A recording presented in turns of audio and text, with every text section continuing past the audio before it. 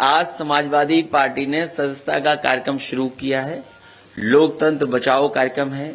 आज आदरणीय उदय प्रताप जी मुझे सदस्य बना रहे हैं। अभी ये सदस्य बन जाने तो मुझे हो सकता है आप में से कोई सदस्य बनना चाहे। सवाल नौकरी मिलेगी कि नहीं मिलेगी, या इसी तरह धांधली या पेपर लीक में नौकरियां चली जाएंगी। लगता है सरकार में कुछ ऐसी ताकतें हैं जो पीछे से ऑपरेट हो रही हैं। सुना है लखनऊ में मॉल का उद्घाटन होने जा रहा है, लुलु मॉल का। जाइए और पूछिए सरकार के लोगों से कि लुलु मॉल किसकी उपलब्धि है। बताइए सरकार को कौन समझ देगा कि कुकर नाले को रिवर फ्रंट के रूप में तैयार किया जाएगा। समाजवादी पार्टी की आज सदस्यता शुरू हुई है। समाजवादी पार्टी की सदस्यता लगातार चलती रहेगी और कोशिश होगी ज्यादा से ज्यादा गांव में पहुंचे, हर घर तक सदस्यता पहुंचे। पार्टी की बात, पार्टी की नीतियों का, कार्यक्रमों का, पार्टी ने जो फैसले लिए हैं समय समय पर उनकी जानकारी लेकर के जनता के बीच में समाजवादी पार्टी रहेगी। इस अभियान के माध्यम से हर वर्ग के लोगों के बीच में पहुंचने का काम होगा और जरूरत इस बात की है, लोगों तक इस बात को पहुंचाना है कि लोकतंत्र बचाने के लिए समाजवादी पार्टी के लोग आगे आ रहे हैं। इसमें सहयोग करें, मदद करें और साथ जुड़ें। अभी लखनऊ के जो हमारी पार्टी के नेता जो चुनाव लड़े थे उनको सदस्य बनाया गया है।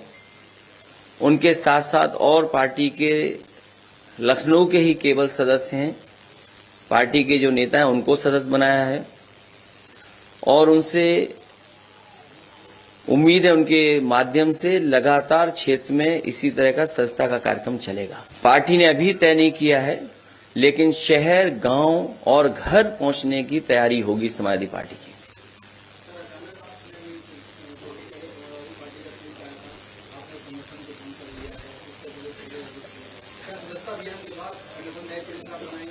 सदस्यता का अभियान खत्म हो जाएगा, उसके बाद संगठन पुनः बनेगा।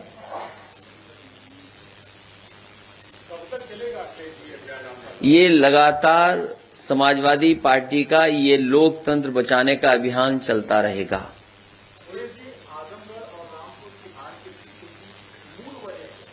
वो समीक्षा अभी आपके सामने नहीं, केवल अभी समाजवादी पार्टी सदस्यता अभियान चलाने जा रही है। यही कार्यक्रम लगातार चलेगा।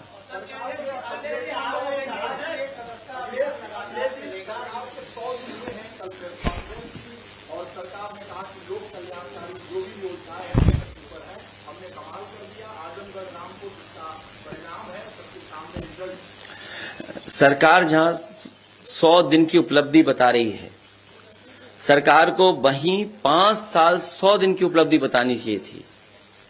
और सबसे बड़ी उपलब्धि की पोल तो तब खुल गई जब उनके डिप्टी सीएम लखनऊ छोड़ करके गए और जब वापस आए तो उन्हें पता लगा कि उनसे बिना पूछे ही ट्रांसफर हो गए। 100 दिन की यही उपलब्धि है और ये वो डिप्टी सीएम है जिन्होंने सबसे ज्यादा छापा मारे। अगर हम पीछे मुड़ करके देखें, जहां जहां गए, जहां जहां कमियां देखी गई, अगर किसी पे भी कार्रवाई डिप्टी सीएम कर गए हो तो बता दीजिए। इसका मतलब यह है कि सरकार को पीछे से कोई चला रहा है। तो 5 साल और 100 दिन की उपलब्धि यही है कि सरकार को पीछे से कोई चला रहा है। भ्रष्टाचार चरम सीमा पर है, अन्याय चरम सीमा पर है। जहां 100 दिन की उपलब्धि बता रहे हैं, वहीं उन्हें पुरानी सरकार में जो उपलब्धियां थी, जो घोषणा पत्र बनाया था, वो कितना पूरा हुआ।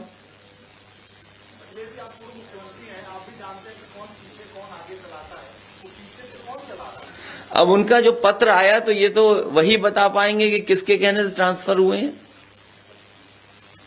लगता है सरकार में कुछ ऐसी ताकतें हैं जो पीछे से ऑपरेट हो रही हैं। और फिर सबसे बड़ी उपलब्धि यह है सरकार की कि यूपी दरोगा भर्ती इतने बड़े पैमाने पे जिसमें धांधली हुई हो, जहां पर स्क्रीन शेयरिंग की पता लग गई हो कि स्क्रीन शेयर कर करके नकल हुई है या पेपर सॉल्व हुआ है, न जाने कितने लोगों की गिरफ्तारी हो चुकी है, जो जेल में थे वो भी भर्ती हो गए। तो ये 100 दिन की उपलब्धि माने कि हम 5 साल 100 दिन की उपलब्धि माने। 100 दिन में तो न जाने कितनी नौकरी देने और रोजगार देने की बात थी। सवाल नौकरी मिलेगी कि नहीं मिलेगी, या इसी तरह धांधली या पेपर लीक में नौकरियां चली जाएंगी।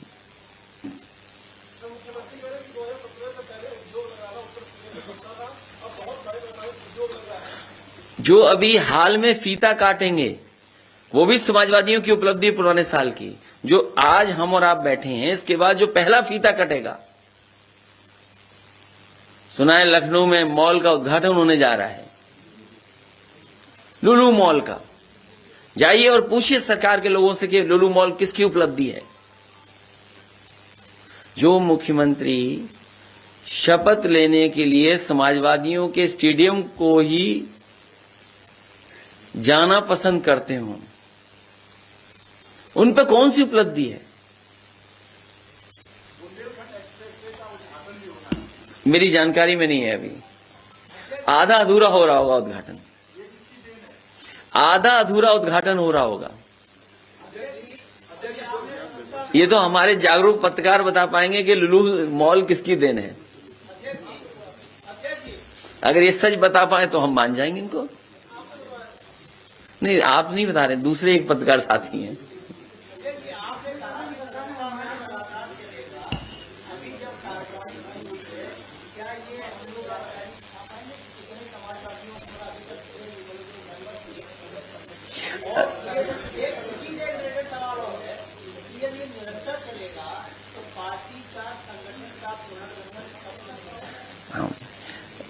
सदस्यता अभियान चलेगा। पार्टी के वरिष्ठ नेता जिले स्तर पे या मंडल स्तर पे जाकर के सदस्यता अभियान चलाएंगे। कितने सदस्य बने हैं ये बाद में जानकारी हम आपको दे देंगे कि इतने सदस्य बने। और आज के समय पर जो टेक्नोलॉजी है, चाहे आपको ऑनलाइन रजिस्टर कराने का या सदस्य बनने का मौका मिले, ऐप के माध्यम से मौका मिले, तो सब एक जगह पूरा डेटा इकट्ठा कर करके आपको जानकारी दे देंगे कि कितने सदस्य बने हैं और किस एज के सदस्य बने। नहीं, ऐप लॉन्च नहीं किया, ऐप हमारे पास है पहले से। ऐप को बनाना या ऐप के साथ जोड़ना कोई बहुत बड़ी चीज नहीं है, इसलिए मैंने ठीक नहीं समझा कि ऐप को लॉन्च करने कहो तो अभी ऐप डिस्प्ले कर दूं मैं।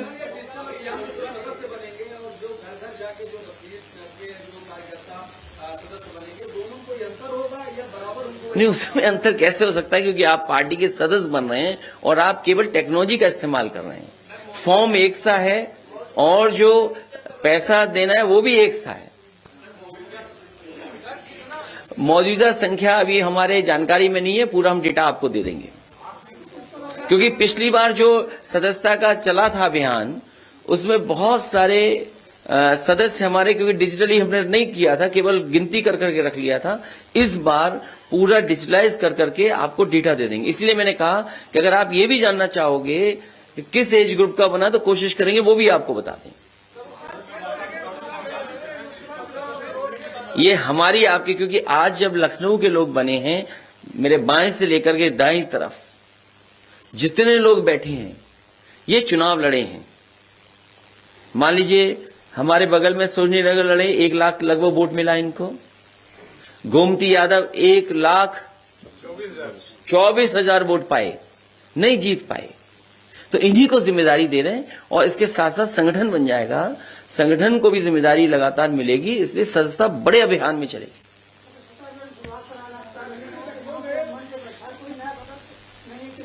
नहीं, आज तो ये वो लोग हैं जो चुनाव लड़े हैं और जीते हारे दोनों हैं। इसके बाद आप समय समय पर देखेंगे कि जिनकी 18 साल उम्र पूरी हुई, या कोई डॉक्टर हैं, कोई इंजीनियर हैं, कोई जो सदस्य बनना चाहेंगे, हो सकता है आप में से कोई सदस्य बनना चाहे। तो ये एक लगातार चलने वाला कार्यक्रम है, वो चलता रहेगा। मैं भी निकलूंगा और जगह जगह गांव जाऊंगा, चिन्हित करके गांव जाएंगे, जिससे कि गांव तक हमारे लीडरशिप जाए और सदस्य बनाए।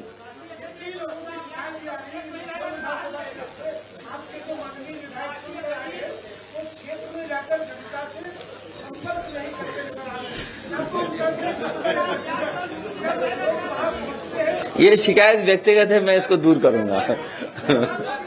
ये शिकायत व्यक्तिगत है, दूर करेंगे।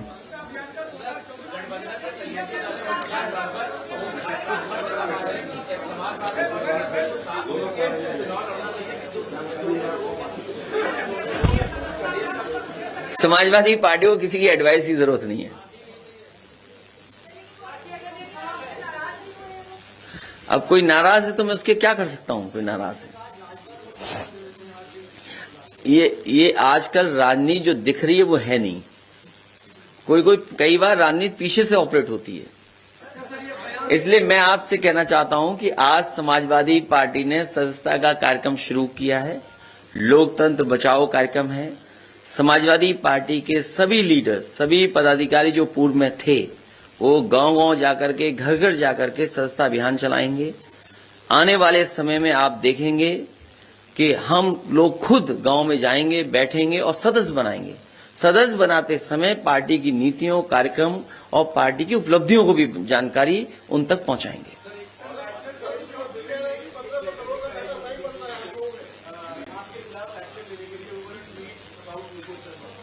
तो जब हमारे पास वो नोटिस आ जाएगा उसका जवाब दे देंगे।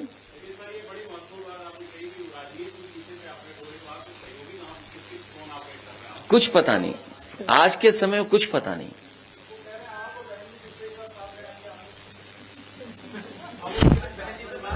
कुछ बोलना भी खराब है। अब तो राष्ट्रपति का चुनाव भी खत्म हो रहा है। भाई बीजेपी ने यही प्रचार तो किया था।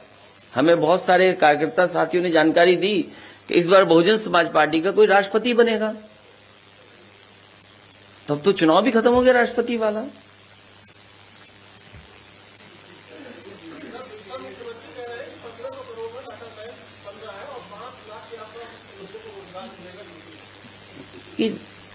इस डाटा बनाने के साथ साथ कम से कम जाति जनगणना का भी डेटा बना दें। वो भी कब होगा? वो भी एक बड़ी चीज हो जाएगी, सरकार की बड़ी उपलब्धि होगी ये।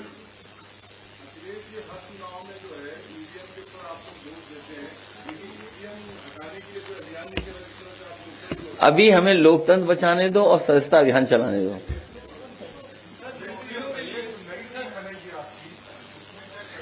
टीम कुछ नहीं,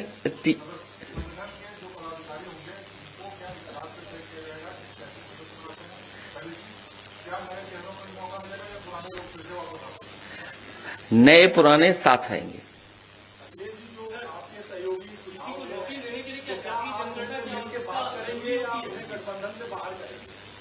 नहीं, ये सवाल अच्छा भी और बुरा भी है आपका। जाति गणना इसलिए होनी चाहिए क्योंकि कई बार बहुत आरोप लगते हैं दूसरे लोगों पर, और हर समाज के अंदर भेदभाव पैदा कर रहे हैं लोग कि आप आबादी में इतने, आपका हक छीना जा रहा है। कोई कह रहा है किसी का हक छीना जा रहा है। इसीलिए समाजवादी पार्टी का मानना है, और इस पर कई बार कई मौकों पर बहस हो चुकी, लोकसभा में भी बात रखी जा चुकी है, सुप्रीम कोर्ट तक बातें गई हैं। समाजवादी पार्टी का मानना है कि जाति जनगणना होनी चाहिए। सरकार को काम करने का, नीतियां बनाने का और उन तक उपलब्धियां पहुंचाने में आसानी होगी। आज तो चुनाव नहीं है, आज अभी चुनाव नहीं है। समाजवादी पार्टी का मानना है कि जाति जनगणना होनी चाहिए, और हमने तो अपने घोषणा पत्र में और कई मौकों पर कहा था कि सरकार बनने के 3 महीने के बाद जाति जनगणना होगी। जब बड़े बड़े डेटा सेंटर बन रहे हैं, कल को सवाल आप पूछोगे डेटा सेंटर क्यों चाहिए? कल को आप कहोगे आर्टिफिशियल इंटेलिजेंस खत्म होनी चाहिए। आर्टिफिशियल इंटेलिजेंस क्या है? डेटा सेंटर में क्या होगा? क्या कलेक्ट करेंगे डेटा सेंटर में आप? इसलिए सरकार और सरकार के लोगों को कम से कम अगर बड़ी उपलब्धि दिखानी तो जाति जनगणना करा लें। नहीं, बीजेपी, अब वो मैं नहीं जानता कि बीजेपी में डेटा है कि नहीं। सरकार भी कहती है सरकारी आंकड़ों के हिसाब से पिछड़ी जाति इतनी है, सरकारी आंकड़ों के हिसाब से ये जातियां इतनी हैं। हमने सरकारी आंकड़े में इस वर्ग को इतना दिया है, ये ऑथेंटिक क्यों नहीं हो, फैक्ट के साथ क्यों ना हो?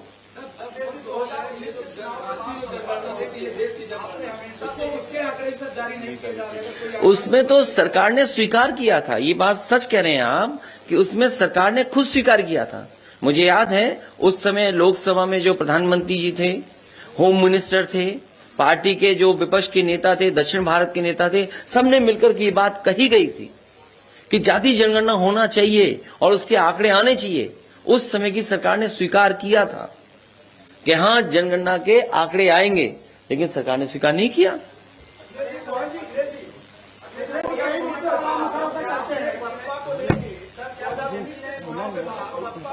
हाँ, अच्छा, मर्यादा का ध्यान रखा, इसीलिए तो कुछ नहीं कह रहे। तुम ही हो जो उन्हें उलझाते हो।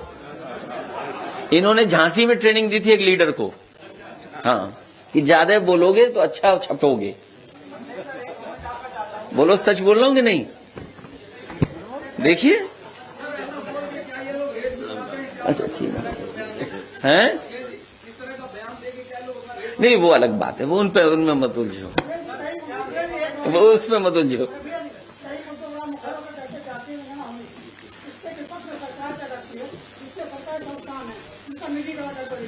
अच्छा, सरकार ने एक बार, आप देखिए, सरकार ने एक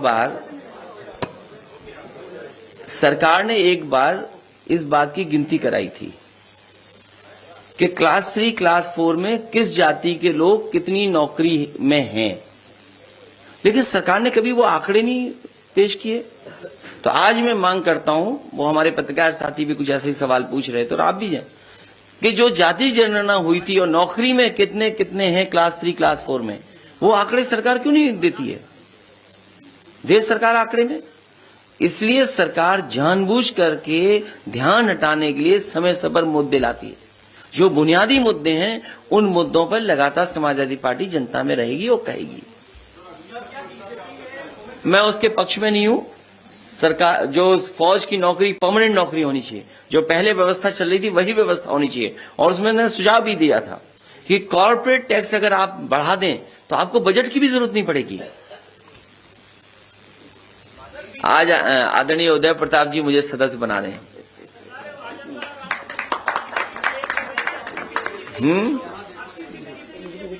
बस बता देगा मैं।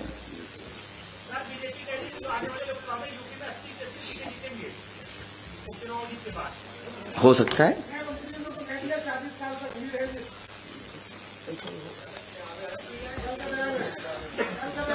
अभी ये सदस्य बन जाने तो मुझे।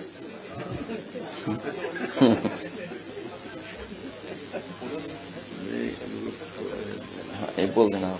तो ये पर्ची मैं एक बात दिखाता हूँ। लीजिए,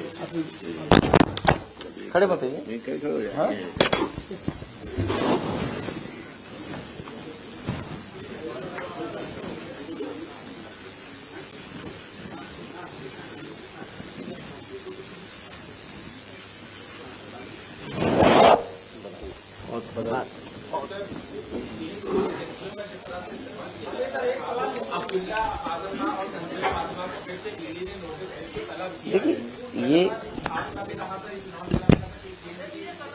देखिए, जहां जहां समाजवादी पार्टी है, तमिलनाडु, कर्नाटक, मध्य प्रदेश, छत्तीसगढ़, महाराष्ट्र, उत्तराखंड, हर जगह जहां समाजवादी पार्टी की यूनिट है, राजस्थान, वहां सदस्यता का अभियान चलेगा।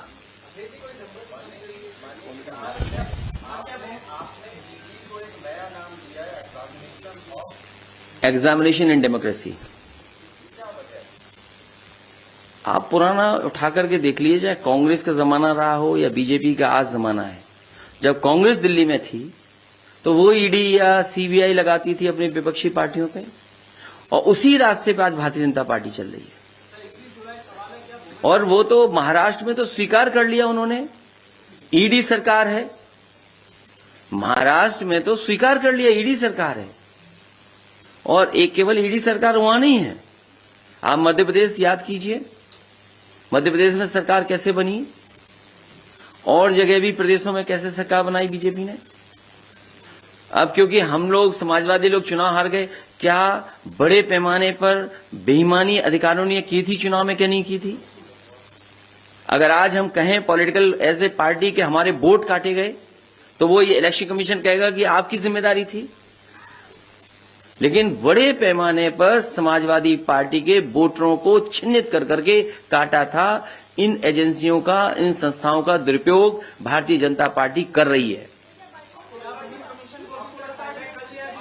उसमें भी हमने कई हमारे सदस्यों ने शिकायत की है इलेक्शन कमीशन को कि किस तरीके से वोट नहीं डालने दिया उनको। एक बार हम लोग भी जीते थे, याद कीजिए, सीएम और डिप्टी सीएम का। तो ये जरूरी नहीं है कि कैसे हुआ, प्रशासन की ताकत, डीएम को पूरी खुली छूट, प्रधानों को फोन कॉल, बीडीसी को फोन कॉल, जिला पंचायत सदस्यों को फोन कॉल। अरे आप नहीं जानते एमएलसी कैसे जीते गए, ये हमसे बेहतर आप जानते हैं कि एक जगह कितना पैसा पहुंचाया गया।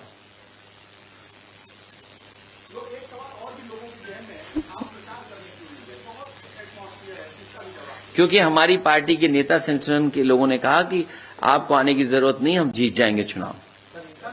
और हमारे अपने पूरे संगठन पे और पूरी जनता पे भरोसा था। लेकिन ये नहीं पता था कि अधिकारी लोग वोट डालने के लिए निकलने देंगे, लालच देंगे, पैसा बंटवाएंगे, शराब के ट्रक जाएंगे, और वोट डालने गए तो ये हो जाएगा।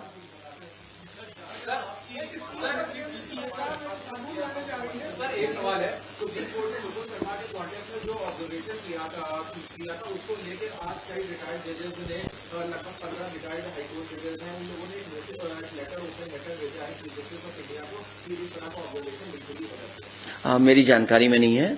आदरणीय उदय प्रताप सिंह जी कुछ कहना चाहते हैं।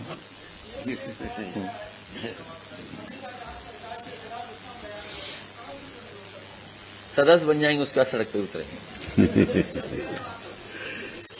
और डेली तुम्हें दिखाई नहीं देता। अच्छा ये बताओ, अरे आप समझदार है पत्रकार, चलो कोई बात नहीं। एक ऐसा प्रचार किया गया कि समाजवादी लोग कोविड में नहीं निकले। आज हम सब बैठे हैं, आप टाइमलाइन चेक कर लीजिए, हमारे जितने भी लीडर यहां बैठे हैं सब सोशल मीडिया पे, आप लोग भी सोशल मीडिया पे हैं, बीजेपी के लोग भी सोशल मीडिया पे हैं। मुझे ये बता दो कि टाइमलाइन में क्या दिखाई दे रहा है कि नहीं दिखाई दे रहा। उस समय समाजवादियों ने मदद की नहीं की।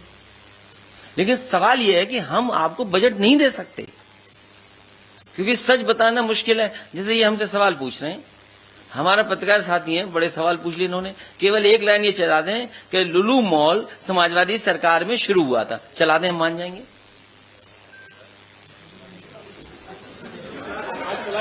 आज चला दें और डेट दे दूंगा मैं, कब शिलान्यास हुआ, कब जमीन दी गई, कैसे उनको सम्मान किया गया, कैसे इन्वेस्टमेंट आया। आप चला दीजिए एक लाइन है? नहीं, फीता कटेगा तो हम भी तो मॉल देखने जाएंगे, उसके बाद हम भी मॉल देखने जाएंगे जो समाजवादियों की सरकार में बना है। हाँ ये ठीक है कि जब हम जाएं तो आप जरूर आइएगा, बुलाऊंगा मैं आपको। नहीं, मॉल देखने जब जाएंगे तो इन्हें मैं इनवाइट करूंगा। नहीं, वो बात नहीं है। कोई प्रोजेक्ट पुरानी सरकार में शुरू हुआ, आप इस पे नहीं कहते कि गोमती का रिवर फ्रंट बन रहा है। मैंने एक दिन अखबार में पढ़ा कि कुकरेल नाले को रिवर फ्रंट बनाया जाएगा। पता है सरकार को कौन समझ देगा कि कुकरेल नाले को रिवर फ्रंट के रूप में तैयार किया जाएगा। और नाले को रिवर कैसे बना सकते हो आप? नहीं, वो तो अखबारों में लिखा था। आप नहीं मानते ये बात जो मैं कह रहा हूं, आप खुद अखबार उठा करके देखिए कि सरकार ने यह कहा कि हम कुकरेल नाले को रिवर फ्रंट बनाएंगे। जो रिवर फ्रंट बना हुआ है उसको नाला बना दिया इन्होंने।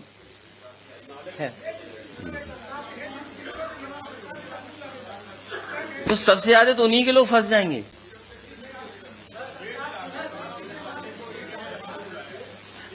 देखिए, ईडी, सीबीआई जैसे एसओ हैं, किसी को भी पकड़ के बंद कर दें। मैं इस पक्ष में हूं, आपका सुझाव अच्छा है, इस पक्ष में हूं कि इलेक्शन कमीशन सभी का खर्चा उठाए। और इस पे हम अपनी पार्टी में बातचीत करेंगे, सीनियर लीडर्स से भी सुझाव मांगेंगे कि अगर इस तरह का कोई प्रस्ताव भेजा है तो इलेक्शन कमीशन क्या फैसला लेगा।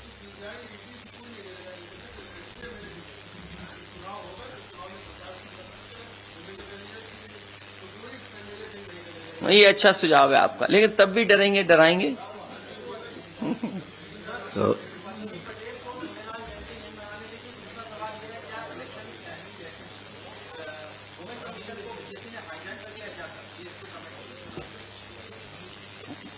सबसे ज्यादा कस्टोडियल डेथ हो रही यूपी में, सबसे ज्यादा नेशनल ह्यूमन राइट कमीशन ने नोटिस दिए यूपी को। पूरे देश में महिलाओं के खिलाफ अन्याय, उत्पीड़न या घटनाओं में उत्तर प्रदेश नंबर 1 है।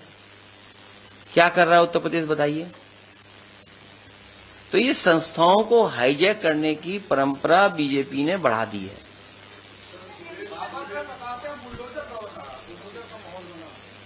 बुलडोजर केवल डराने के लिए है और कानून न मानने के लिए है।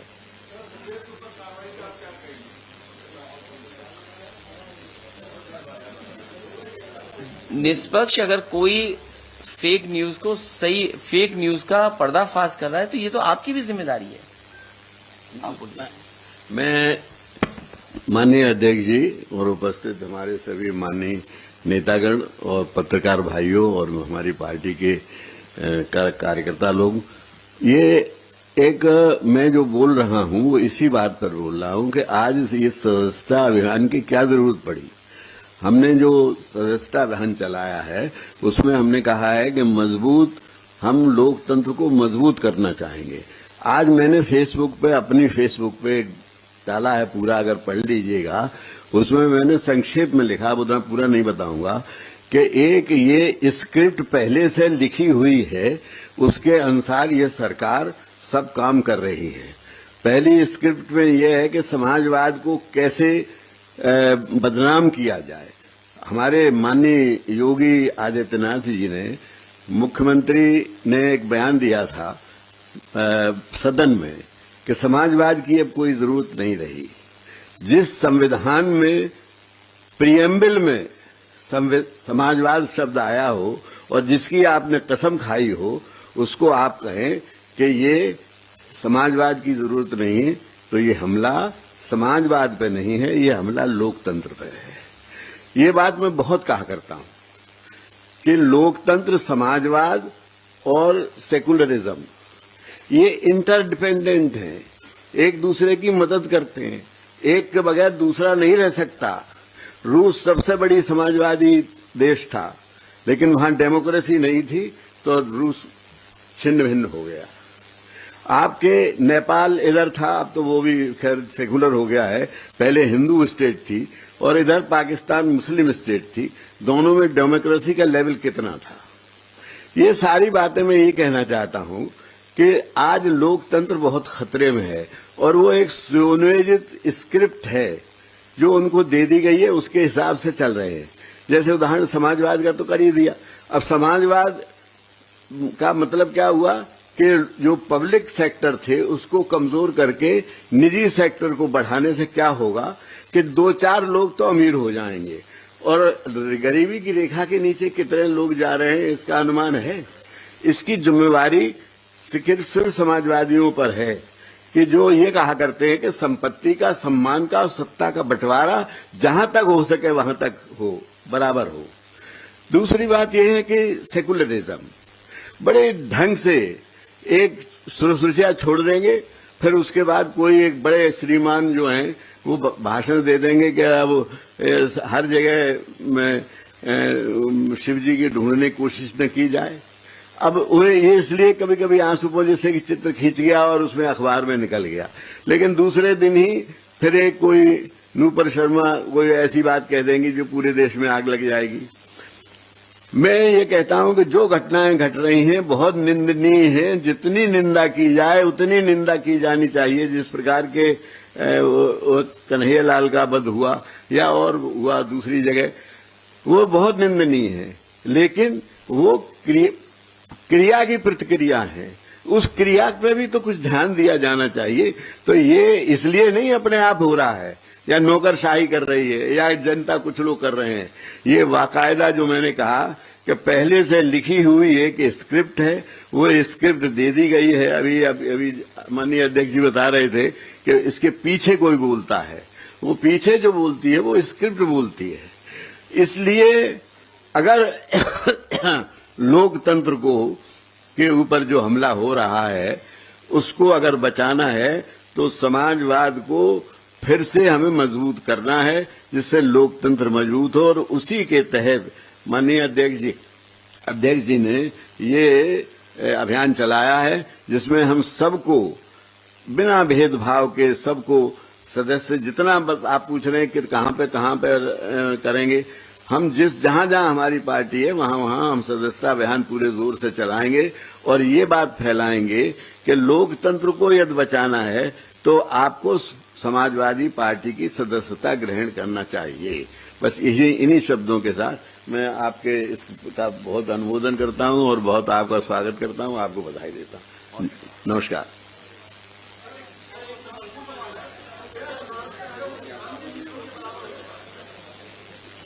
अब भी सवाल है तुम्हारे पास? हाँ, छोटा ही सवाल पूछ लो। लंबे तो दिख रहे हो, सीट पे तो नहीं खड़े हो। सीट पे खड़े हो, लंबा आदमी है। अच्छा, सीट पे खड़ा। चलिए छोटा सवाल पूछ लो।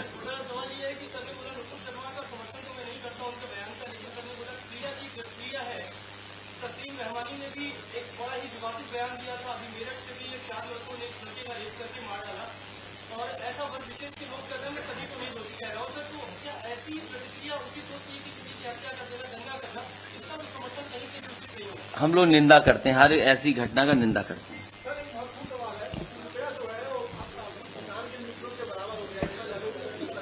क्या चीज? कौन जानना चाहता है ये बात? ये कोई जानना चाहता है? कोई बड़ा मुद्दा है ये? नहीं, कोई बड़ा मुद्दा नहीं है। रुपया नीचे चला जाए कोई बड़ा मुद्दा नहीं है। तुम समझ नहीं रहे बात को। नहीं, एक मिनट याद देखिए, जो व्यापार कर रहा है, कुछ व्यापारियों को लाभ तब होता है जब रुपया ऊपर चला जाए और कुछ व्यापारियों को लाभ तब होता है जब रुपया नीचे चला जाए। तुम किसके पक्ष में ये बताओ? तो क्या लाभ होगा उससे व्यापारियों को कुछ का? ये सोचने की बात है। इसलिए जब बात समझ में नहीं आती क्यों पूछते हो ये बात?